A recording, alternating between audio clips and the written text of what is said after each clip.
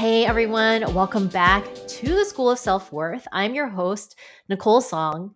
Today is a super special day, and I can't totally believe I get to say this, but it has been a full year since we launched this beautiful space known as the School of Self-Worth. Yes, it has been 365-ish days since the first episode came out.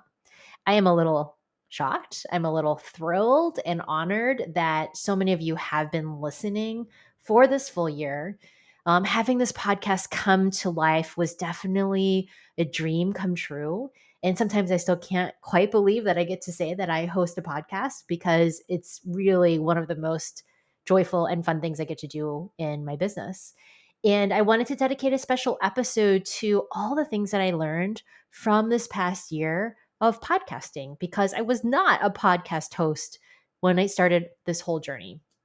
So I have distilled all of the learnings and everything from this last year down into 7. And I will say that they actually really apply to things other than podcasting. This learnings are very much about learnings from starting something new, trying something new. So make sure you stay tuned. You're going to get so much out of this episode. And hey, could you do this podcast host a little favor? If you've been following us and listening and have yet to rate us on iTunes, please hop on over there, give us a 5-star rating and review. It really makes a difference for new listeners to find us from there. And I would be oh so grateful. Okay, onward to 7 things I've learned in a year of hosting a podcast. One of the reasons I love running my own business is I have learned more about myself than any other job I've ever had simply through the act of being the CEO of my own business. And this podcast is no exception. And I know I don't really share typically a lot of behind the scenes around my business on this podcast. But when I think about what I've learned most in this past year, a lot of it has to do with business and the entrepreneurial journey. So you're going to get some really good entrepreneur truth talk in here today. But before I tell you all of the learnings from starting School of Self-Worth last year, first, I'm going to take you back to the genesis of this podcast, especially for those of you who are new here and haven't heard this story. And this was definitely a journey that was led by my intuition. And I always love to share the journey of an intuitive hit because a lot of times we think like you get the intuitive hit and it's a straightforward path all the way to the end. And it basically never is that. And this one also was an interesting, windy road. So I first heard the intuitive hit to host a podcast in 2022. And before that, I had kind of had vague thoughts that it could be good to have a podcast, but I never really felt called to it before then. It's kind of like when I was a journalist, everyone had calls or wanted to write a book. And I was like, I don't want to write a book. And then, of course, I heard the intuitive hit to write my first books. Podcasting is the same. Like entrepreneurs are always talking about either have podcasts or launch podcasts. And I was like, I don't know if that's for me. That feels like a bit too much. It feels like a really big project. I'm not particularly interested. So when I heard the intuitive hit to have one, I was a little resistant. I was like, I don't really think I want to do this. Like, I don't have a lot of time to be starting this giant project. It's an investment of resources. My plate was already actually really full at the time with clients. And I didn't at the time also have team to help pull it off for me. And the idea of going out and hiring, oh my gosh, hiring as if you're a manager, you know all about this, but like hiring felt like a big effort and really overwhelming. And then if I was honest with myself and dug a little bit deeper, I felt some vague imposter syndrome. Like, who am I to start a podcast? Like, who would want to listen to me talk? And then what if I launch it and it's a total failure and nobody listens? Even though at that point, some people had said to me, like, hey, Nicole, I would really love it if you started a podcast, because I was talking mostly on social media and it can be hard to listen to any of that. But I was like, I just don't think I'm going to have that much to say. And on top of it, I literally knew nothing about podcasting. I had been on some podcasts by that point, and so I knew how to talk on a podcast, but I didn't really know any of the back end of what it creates to take it. And all I really had at that time, I think I had a good microphone. So I was like, what does it take? Like, what do you need to do to actually launch a podcast? And when I heard that intuitive hit, I did not go out and research it. I didn't actually go into the internet and try to figure all this stuff out. I just was like, you know what? I'm just going to surrender first to the fact that this intuitive hit has come.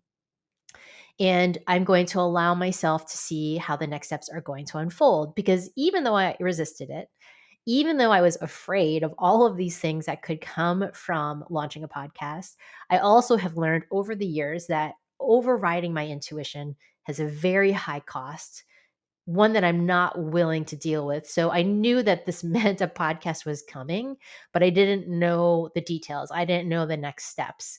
And if it is the correct call, the next steps will show themselves as they always usually do whenever I have an intuitive hit. So, of course, that is actually exactly what happened. The universe started to point out where I needed to go. And it came first through a friend of mine who had been contract working with me. And we were ending our time together. And I was like, I still actually need some support. And she said, Oh, well, I have like this amazing friend who I think would be a really great fit for you. And I said, okay, awesome. And like we had a lot of back and forth. It took a little time.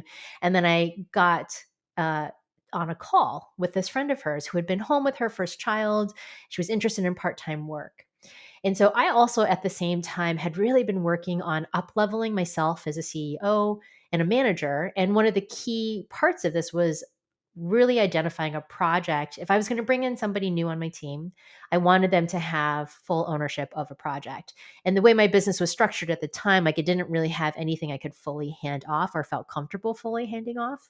So as I went into this first meeting with her to see if she would be a good fit, I had in the back of my head thinking, well, if someone could actually take ownership of the full podcast project and launch it for me, and all I have to do is get on the microphone and record, that actually could still work for the kind of time I had in my business back then. And that would really be the way to fit the podcast into my schedule. So if she's game for that, then I will know. Like I will know this is the right next place to go. So I got on a call with Julia, my now podcast producer. We spent the first 10 minutes of our call talking about plants because we're both obsessed plant moms. And then it was really clear that this was going to be a great collaboration. Like I just felt the alignment with her right away. She was really excited about the mission of what I wanted to do, which was really feature and showcase diverse voices. She was excited about working with me. And then we also, this taking on this new project was exciting for her. Like she didn't also know anything about podcasting, but I also could tell that she had the smarts and the capacity to do it. And I was more interested in someone who was excited for it than I was interested in somebody who actually knew a lot about podcasting. And I was totally right. She threw herself into it. She did all the research. She found out all the things that we needed to do to get a podcast off the ground. And we had a little bit of a slow build in the fall of 2022. And then in early 2023, we decided to put a little fire underneath it, set some deadlines on the project. And then finally, after a lot, I'm going to get into some of the lessons from that time frame. But on April 5th, 2023, the first episode came out featuring my dear friend, Octavia Rahim, who teaches about rest. And I loved that conversation. And that actually also sparked a really wonderful and connected relationship where Octavia and I get to spend a lot of time together and talk about our lives and our businesses. So I'm really grateful to the podcast for also facilitating some really powerful relationships. So that is what happens when you actually allow yourself to listen to your intuition, to follow, to act upon it, to guide work decisions. And that truly is how I run my business. It's from intuitive sensing inside. I know I talk a ton about intuition on this podcast, but I also want you to see like this is truly how things occur and happen in my life. And that's how we ended up here today. We have had incredible guests come on talking about topics like postpartum nutrition for moms. We've talked about creativity. We've talked about fitness. We've talked about intuition, dating. Some of my favorite episodes have been the ones we did last summer on dating with Andy Fornes, my dating coach. So if you have not listened to those, I highly recommend going back and listening to that series. And so much more. We've had more than 10,000 downloads since we started. And I hear from people all the time about how they really use this podcast to reset themselves, to get clear for their lives, and how much insight and learning and growth has happened since we launched. And so I feel just super proud that it is a resource that is in the world. For people who are new to me, I'm like, go listen to the podcast and find out a little bit more. And we're always thinking about guests that you guys would be excited about. So, just so you know, that's what's happening all the time on this end for us around hosting the School of Self Worth. And that's really the reason we truly keep doing it, is because we know that it is serving the world and people are benefiting so much from what has been occurring in here. So, I wanted to get into the learnings I've had from this past year. There have been so many, and I was able to narrow it down to 7. So, without further ado, let's dive in. All right, so my first learning, this one was a really good one. And it's a one I have to constantly relearn this one in different capacities, but this one is about trusting the process. So there were some pieces about the podcast that I was confident about. My journalism days, I spent 11 years interviewing people constantly. So I felt pretty confident and comfortable that that would come out, and I actually really enjoyed being able to use those skills again many years later. And that was really fun. So I sharpened it up a little bit, but it was just like being able to be present and listen and ask questions has been super fun for me. And then at the beginning, we really were we were doing a ton of those interviews.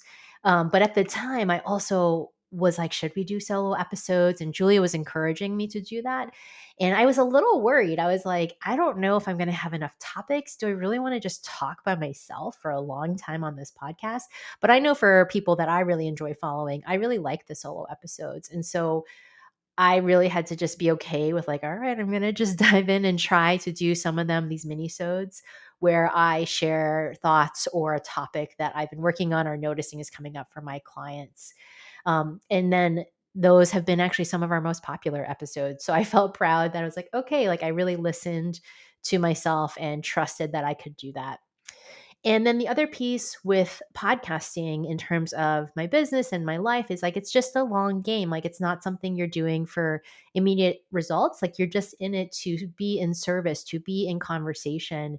And even though like we live in this world where everyone wants everything faster and sooner, quicker now, podcasts really don't fall into that category. Like many people told me that it would take like a year to really start to see growth and expansion. And so I've been just committed to that long game of this podcast. And so I had to just really trust this massive investment into my business was really worthwhile and throw myself into it. And I have done that. And I have for sure felt like it is worth all that energy and time. And I feel so proud that we really truly have stayed committed to weekly episodes since we launched.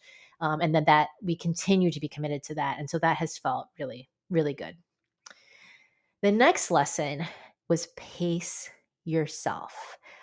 I say this with the caveat that I did not pace myself very well when we launched the podcast. We ended up launching School of Self Worth 3 weeks before I got married. That was a lot. That was a lot. Planning a wedding and, really moving into friends and family and people coming to Seattle to celebrate us while I was also putting out this brand new massive project into the world was a little bit intense. And I knew it'd be intense, but I was like, it's going to be fine. And it was fine. And it was super challenging. And I don't regret it at all. I really feel great that like I got to put 2 things into the world, like 2 things that I love so much, this podcast and my marriage happened in the same month in 2023. I'm so proud of it. And it was definitely a lot. My hyperachieving tendencies, like these old tendencies crop up sometimes still, and they can show themselves with the business. And that was definitely a time when that was occurring. I was also, of course, I'm supporting my clients. Like there's a whole lot of other things happening behind the scenes. So that was a pretty intense choice. Since that point, like I've learned to pace myself more, understand the needs of the podcast. I think that launching it was more energy and effort almost than I expected, even though I knew it would be a lot. It really was a lot. And then also getting married and all of the things that would occur. Like we had so many adjustments to the podcast after we launched. So there was like some level of not pacing myself very well during that time. And then over the course of the last year, I've really come into a pace that works in terms of the podcast, but I did not pace myself well in 2023. All right. The next learning is to pivot fast. This is something I feel like is super true in entrepreneurship in general. And I've learned over time to pivot faster all the time. I mean, it's a skill I really honed in journalism. Like you're always being thrown stories last minute, and then you have to run around and go change up what you're doing with the day. In entrepreneurship, same thing happens, pretty frequently, but especially with the podcast, because, we were tracking what you guys were excited about. We were hearing from you, like what you really wanted to listen to. And when we first started out, the idea was we basically would interview strong, powerful women of color, focusing on them, and then really sharing their stories. And while we continue to do that, and I love doing that, like I've made so many amazing connections through doing that, we also recognized and started to realize that many of you actually just wanted to hear it straight from me. And so, while again, like I said, I wasn't sure I would actually enjoy doing solo episodes or even wanted to do them very often, you obviously were resonating with them enough. And so we've made them a mainstay of how we do things, with one week featuring a guest and then another week with me dropping in from what I'm hearing to share, what I'm noticing with my clients. And I thought I would really hate doing the mini episodes, honestly, because I really enjoyed the conversations and the connections that come from the interviews.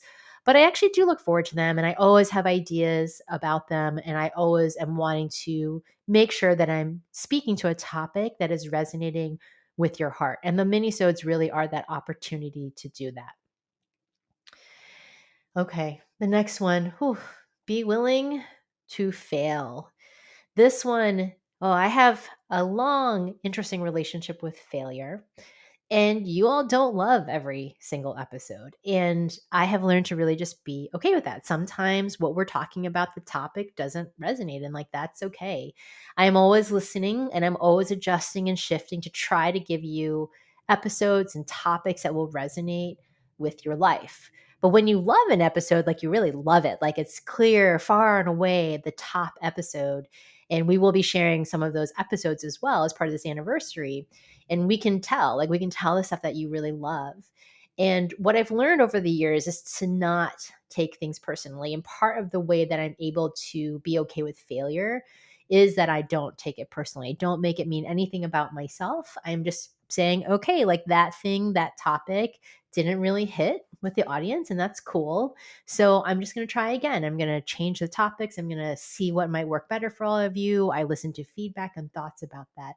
And it's a quality that is absolutely necessary when running your business. But I actually feel like this is a quality that is really necessary in life. We get to be adults, we get to have these set ideas of our lives and routines versus challenging ourselves to actually do things that we're not sure are going to be successful. And it really can challenge our identity and sense of self. And I know for myself that can come up for sure. Like, am I going to be a good entrepreneur? Am I a good podcast host? Any of those things.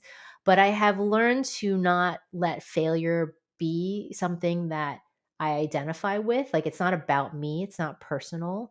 I've learned to have a good relationship with it. And then letting failure just be a lesson, letting it tell me something, give me some good information. And then I take that information and I move forward. So the podcast actually has given me just a deeper lesson in that, with specifically what you guys are liking and what you're not liking, and then us making changes as we go. All right, number 5, don't let the no's stop you. So this podcast has pushed me to reach out to people I might otherwise have felt intimidated by. Full stop. Like people who are like, I see them on social media and they have big followings, or they are like really powerful in what they talk about. And I'm like, how am I going to get that person to come say yes to my podcast? And interestingly enough, I will say that people say yes much quicker to a podcast than almost anything else I've ever done. So in that way, it's easier. There are still plenty of people who say no. And I was sharing this with one of my clients, and I'm like, people say no to me all the time. And you have to really get comfortable with it because, again, it's not personal. It's sometimes because they're like, I'm just super busy. And I'm like, okay. Or like my podcast isn't aligned with what they're doing, or they have other projects that are higher priority, which is totally fine.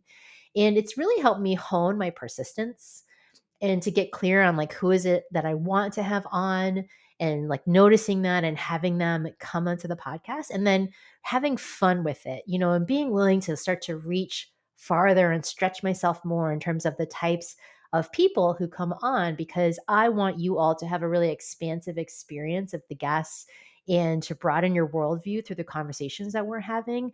So I always am really adjusting. Like my team does not do this. This is definitely all me, where I look around, I really start to see like who is it would be such a great fit for the School of Self-Worth, who would be a really remarkable conversation. And then, I go for it and I'm like, all right, let's see if this person is going to come on. But that's how we've gotten some really amazing, powerful guests on this show, and I know we will continue to do that. And with the dream guests, like I have this like list that's just tucked away, and I'm going to continue to cultivate connections and conversation. And I always trust that one day they'll say yes. Like, for example, I'm just going to throw this out there, like Michelle Kwan, I would love for her one day to come on this pod and like share about her journey from like her Olympic dreams. Now she's an ambassador. I love watching her videos and what she shares on Instagram. Like, she's somebody, and like maybe by just me saying this to you, like there will be a connect in some way. We'll be like, oh my gosh, Michelle Kwan is now on the School of Self-Worth. So those are the kinds of things, right? No, I don't let the no stop me. And then I would just recommend to you at the same thing, if you're letting no's or fear of someone rejecting you or thinking something about you or thinking negatively about you stop you, could you start to shift yourself to be like, oh, what could be possible if I open myself up to not taking it personally and just starting to take some risks? Okay. And then next is this has been a really interesting learning, and this is about the power of the podcasting medium. And I say this as somebody who's like really recognizes this as a listener. I love listening to my favorite people on podcasts. I love hearing their voices. I love hearing their stories. I am really drawn into the people that I follow regularly, but I have also found that it has become a medium that is very effective for me to share with all of you in a way that I just didn't even see coming when I launched it. I've been able to come in here and really share from my heart about things like when I was starting to switch my business to focus more on Asian American women. I had a major vulnerability hangover after doing that. I had a vulnerability hangover after launching the podcast in general. Sometimes it feels a little bit more like a diary to come on here and to talk to all of you, share my thoughts, share my deepest fears. And, when I talk about things that are really personal that are on the podcast, it's just me in my office here at home recording. So it just feels sometimes like, oh, like I'm just talking. And then I know there are people out there who are listening, but it can feel very much like a very solo conversation. But it is cool because it allows me, I think, more freedom to share. And those of you who are listening are the people who really get my deepest thoughts, what's really happening to and my deepest experiences. And I don't know, there's just something about this medium that is just so powerful and so connected. And I have found a lot of solace in being able to share what I do share here on the podcast. I am a communicator. Like, it's the mainstay of all of the things I've done in my careers through both writing and then also communicating through language and speaking. And it's been really profoundly satisfying to be able to communicate through my voice and through my words with all of you here. So I hope you all feel like you've gotten to know me better through the podcasting medium. I think that I have wanted the podcast to be a way for you to get to know me the way my clients know me. Like, my clients, a lot of the stories I share on here are stories that I share with my clients, and just to get to know how I think. Okay, here is our last one. And this one is one that I'm still reflecting on, and I'm loving, and I feel like it's really important. This last one is do the creative thing. What I do know about each of you listening, you are more creative than you know. You are, and everybody I know is so creative somewhere inside them. And if you're not acting upon it or doing something about it, typically it's because our nervous systems are dysregulated. We're really stressed. We don't feel like we have space, bandwidth, capacity. So I just say that knowing that truly each of you is deeply creative. And this podcast has reminded me of that deep well of creativity within myself. I mean, coming up with content week after week on here is a test and an act of creativity. It has required me to be in very deep listening with myself, pausing to feel into it, to listening to the feedback that you guys are giving. And even when I think I don't have ideas, if I give myself enough time and space, I always do. Like, there are so many ways to talk about living a bold life, about intuition, about shaking off, being resilient around cultural blocks, shifting into guilt free boundaries, creating a life that you're really excited about, being celebrated and promoted at work. Like, there's so many cool topics. And when I really allow myself the space for creativity, there is always a new idea right under the surface that is right there. And there also are so many ways you can express creativity. For me, language has always been the source of creativity. Like, I'm not somebody who paints or draws or like even makes art, honestly, of any form, but writing and words have always been an expression of creativity. And this podcast truly has become a creative outlet and one that I really, really enjoy. But it also has been an inspiration for another piece of creativity in my life, and this podcast has inspired my next book, which I am currently at work on. And I'm really so grateful that the opportunity to do this podcast spurred me to see other ways of like really generating creatively in my life and in my work.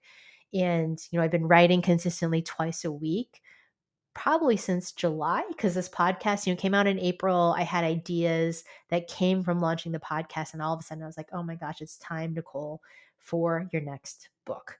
And so I've been writing really, and I'd say that this podcast has been a source of me starting to write again in that way. And that has felt very rejuvenative, challenging. Oh my gosh, it's been very challenging to write my next book and work on it and to make the space for it when I could be occupied with so many other things.